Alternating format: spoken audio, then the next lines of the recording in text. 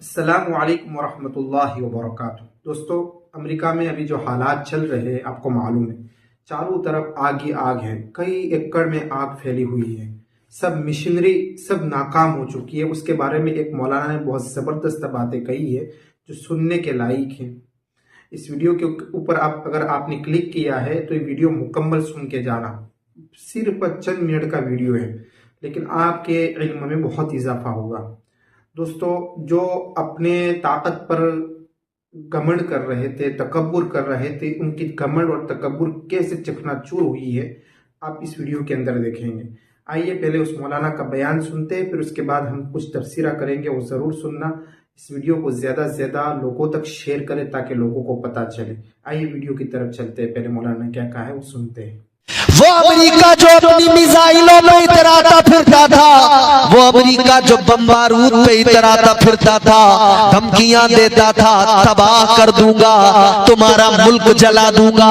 आज उस अमेरिका का मुल्क, आज उसी का मुल्क जल रहा है। आज अमेरिका जल रहा है और बुझाने की कोशिशें बराबर की जा रही है। सारी कोशिशों के बाद भी आग नहीं बुझा पाए। लॉस एंजलिस कितना सिक्योर शहर, कितना महफूज शहर माना जाता था। बड़े बड़े दौलत वाले, बड़े बड़े पैसे वाले, बड़े बड़े सरमायादार, बड़े बड़े सेलिब्रिटी उसी शहर के अंदर रहते थे। बड़े बड़े बंगले, करोड़ों के बंगले उस शहर के अंदर। मगर एक आग ऐसी आई, अमेरिका हैरान है, दुनिया हैरान है। बड़ी कोशिशें की जा रही हैं, आग बुझने का नाम नहीं ले रही है। कितने बंगलों में आग लग गई, कितने बंगलों को आग ने निगल लिया, कितनी हवेलियों को आग ने निगल लिया, कितने मकानों को आग ने निगल लिया, कितने लोग आग में जलकर मर गए, कितने अपने घर छोड़ के निकल गए, कितने बेघर हो गए। अब मैं दुनिया को बताना चाहता हूँ, अपनी ताकतों पे मत इतराया करो, अपनी दौलतों पे मत इतराया करो, अपने सौम में ना रहा करो। इसलिए याद रखना, अल्लाह ताला जब तक ढील देता है तब तक तो तुम उड़ते हो, और जब अल्लाह गिरफ्त फरमाता है तो सारी दुनिया में बचाने वाला कोई नहीं होता है।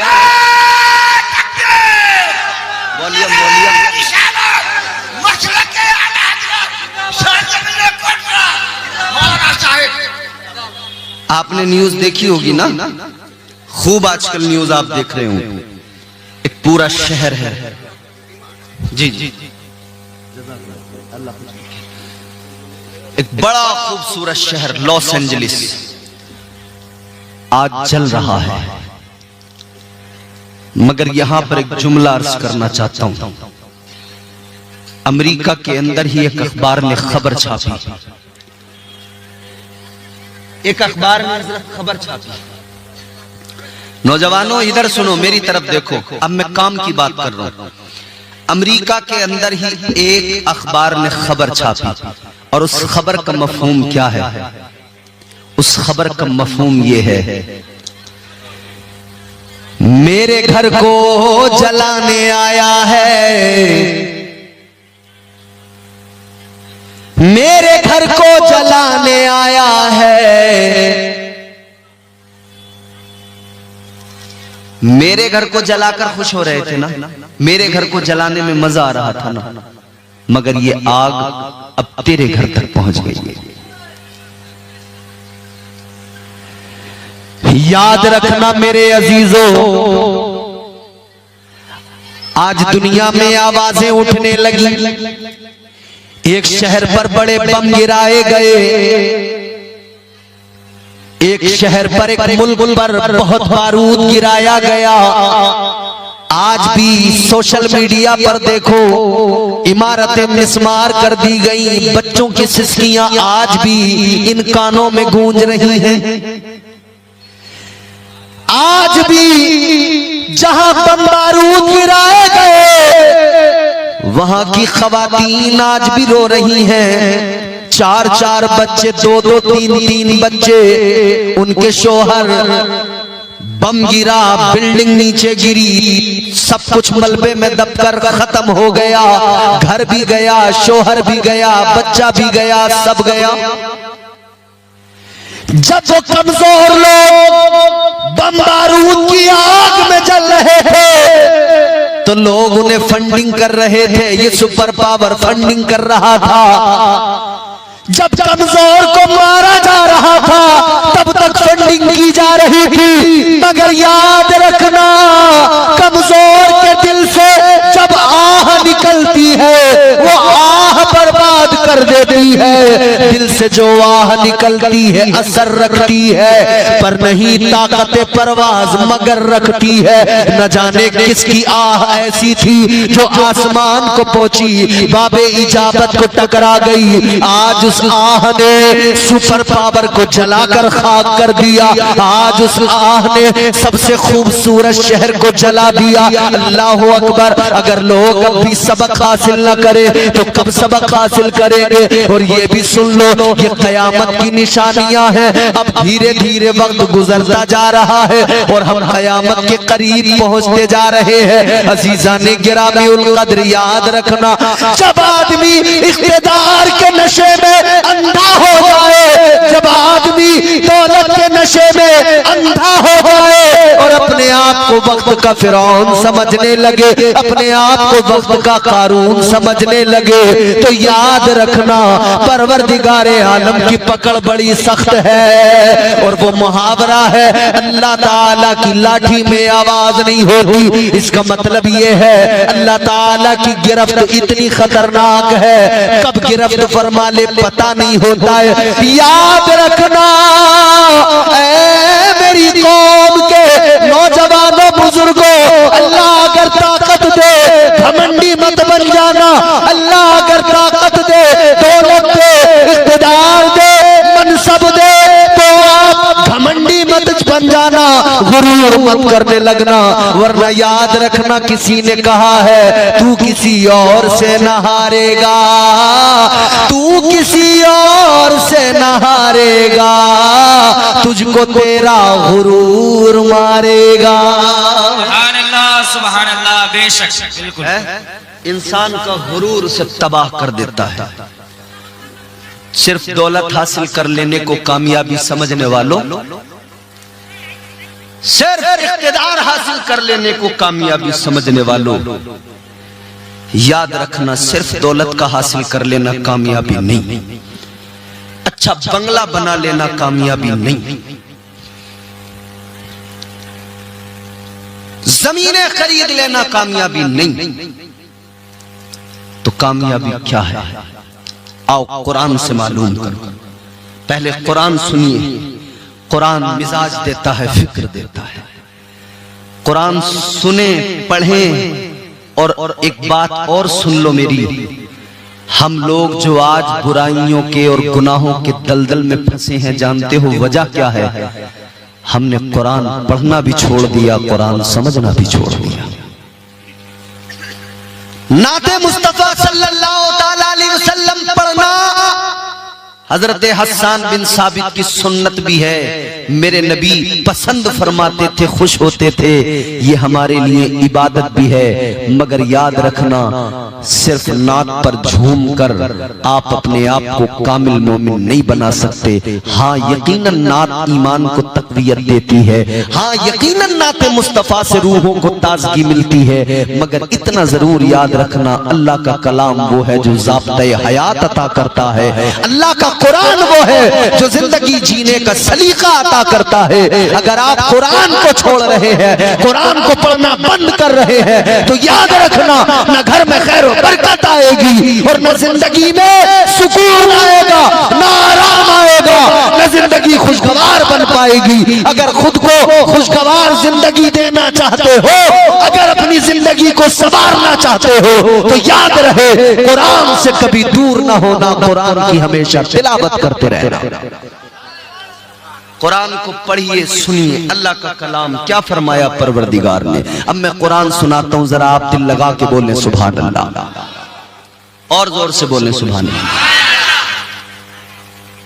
परवरदिगारे आलम खालिक़े कायनात रब्बे लम यज़ल व ला यज़ाल ने कुरान पाक में एक मुकम्मल सूरह मुबारका छोटी सी नाजिल फरमाई और अल्लाह ने उस सूरह मुबारका का आगाज एक कसम से किया। अल्लाह ने फरमाया वल अस्र, जमाने की कसम। किसकी कसम? बोलो बोलो। जमाने की कसम। एक बात बताओ मुझे, कोटरा के बाशऊर मुसलमानों, हम अपनी बात करें, कसम कब खाते हैं लोग? जब कोई यकीन न करता हो तो यकीन दिलाने के लिए। मिसाल के तौर पर कहीं चोरी हुई, किसी का नाम आ गया, वो कहता है मैंने चोरी नहीं की, लोग यकीन नहीं कर रहे, तो फिर क्या कहते हैं? फिर वो कहता है भाई मैं कसम खाने को तैयार हूं मैंने चोरी, मतलब यकीन दिलाने के लिए, ये बताने के लिए कि मैं सच्चा हूं। ये तो मामला इंसानों का हो गया। ताजदारे मदीना वाली कायनात मुस्तफा जाने रहमत के गुलामों, मामला ये इंसानों का हो गया। जब कोई झूठा समझे तो अपने आप को सच्चा बताने के लिए लोग कसमें खाते हैं। ये तो बंदों का मामला, इंसानों का मामला। मगर अजीजा ने गिरामी उल कद्र परवरदिगार खालिक़े कायनात तुम्हारा मेरा खुदा परवरदिगार सच्चा, और इतना सच्चा कि उससे बढ़कर कोई सच्चा नहीं। उसका एक एक हर्फ सच्चा, एक एक लफ्ज सच्चा, एक एक लफ्ज में सदाकत है। कुरान अल्लाह ने अता किया, सदाकत पर मबनी है, सच्चा कलाम है। अजीजा ने गिरामी उल कद्र, अब अल्लाह की बारगाह में आलम रुया में अगर सवाल किया जाए, है मेरे मौला, मेरे परवरदिगार खालिक़े कायनात, तू तो सबसे बढ़कर सच्चा, तूने लोगों को सच्चा बनाया। ए अल्लाह, सच की तख्लीक तूने फरमाई, तो मेरे मौला ये कुरान में जो जगह जगह तूने कसमें उठाई, या अल्लाह इन कसमों का क्या वजह है, क्या रीजन है, क्या सबब है? आओ जरा कुरान की तफसीर करने वाले हमारे बड़े बड़े अकाबिर, बड़े बड़े उलमा मुफस्सिरीन फरमाते हैं कि परवरदिगार जब किसी चीज की कसम उठाता है, अल्लाह जब किसी चीज की कसम को याद करता है, कई वजह हुआ करती है। फरमाया एक वजह ये होती है कि अल्लाह ताला उस चीज की अहमियत को बयान करता है। जिस चीज की अल्लाह कसम उठाए, गोया उस चीज की अहमियत को बयान किया जा रहा है, समझाया जा रहा है।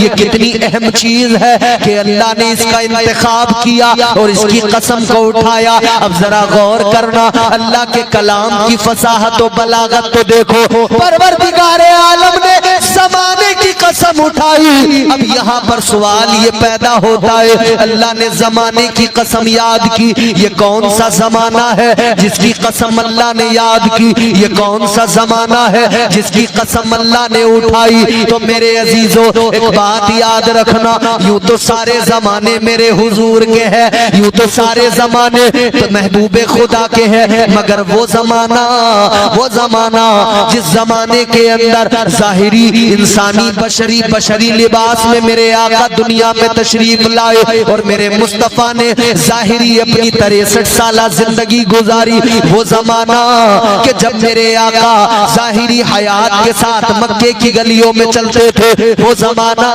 जब मेरे मुस्तफा ताइफ की वादी में पत्थर खा रहे थे, वो ज़माना जब मेरे आका दीन की तबलीग कर रहे थे, वो ज़माना जब अबू जहल, अबू लहब, अतबा, उतैबा, शैबा जैसे बदबख्त मेरे आका को सता रहे थे, वो ज़माना जब मेरे आका अपने वतन को छोड़कर, मक्का को छोड़कर मदीना जा रहे थे, वो ज़माना जब मेरे आका मदीने में मस्जिद नबवी बना रहे थे, वो ज़माना जब मेरे आका के दाएं बाएं आगे पीछे सहाबा का झुरमुट था, वो ज़माना जब मेरे आका के पसीने की खुशबू से गलियां मुअत्तर हो रही थी, वो ज़माना जब मेरे आका की खुशबुएं कायनात में फैल रही थी, वो ज़माना जब मेरे आका की तबलीग कायनात में पहुंच रही थी, वो ज़माना जमाना जिस जमाने में मेरे आका ने ऐलान किया खैरुल कुरूनी करनी, आका ने फरमाया सबसे बेहतर जमाना मेरा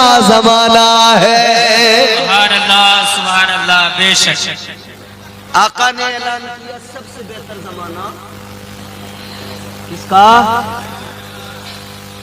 इसीलिए तो हम कहते हैं हर जमाना मेरे हुजूर का है। वो जमाना तो पता लगा कि सबसे अफजल जमाना, सबसे बेहतर जमाना कौन सा? मेरे नबी का।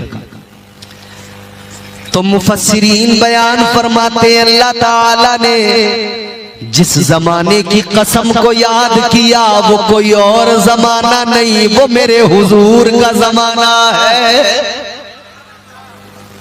वो मेरे हुजूर का। अच्छा, दूसरी वजह अहमियत, एक अहमियत तो ये बयान हो गई कि ये हुजूर का जमाना है, और दूसरी अहमियत ये कि बंदों जमाना किसे कहते हैं? अब आइए जरा डिक्शनरी की तरफ। जमाना कहते हैं वक्त को। किसको? वक्त को कहते हैं ना। दोस्तों आपने सुना मौलाना को। दोस्तों सुपर पावर अल्लाह है, सब कुछ अल्लाह के हाथ में। पता है हॉलीवुड का एक नेता जो कह रहा था, और गाजा के ऊपर जब हो रहा था सब, उस वक्त तो हंस रहा था और कह रहा था रुकना नहीं चाहिए, दाद दे रहा था जो यहूदी था। लेकिन आज उसी के ऊपर पड़ी तो क्या रो रहा है। जब अपने ऊपर आती है ना तब पता चलता है कितने मासूम बच्चे, बेगुनाह बच्चे, बेगुनाहों का कत्लेआम किया गया। दोस्तों आपने इस वीडियो को सुना, मुफ्ती तकी उस्मानी साहब ने कॉन्फ्रेंस में बहुत पहले कह दिया था कि अल्लाह सुपर पावर अल्लाह है, इनकी ताकतें क्या चले, इनकी मशीनरी ऊपर से पानी बरसा रहे लेकिन फिर भी आग बुझने का नाम नहीं ले रही। ये सब मशीनरी इनकी फेल है। इस वीडियो के ताल्लुक से आपकी क्या राय है आप कमेंट बॉक्स में जरूर लिखिए। वीडियो को ज्यादा से ज्यादा शेयर करें, लाइक करें, सब्सक्राइब जरूर करें हमारे चैनल को। मिलते हैं नेक्स्ट वीडियो में, तब तक के लिए अस्सलाम वालेकुम।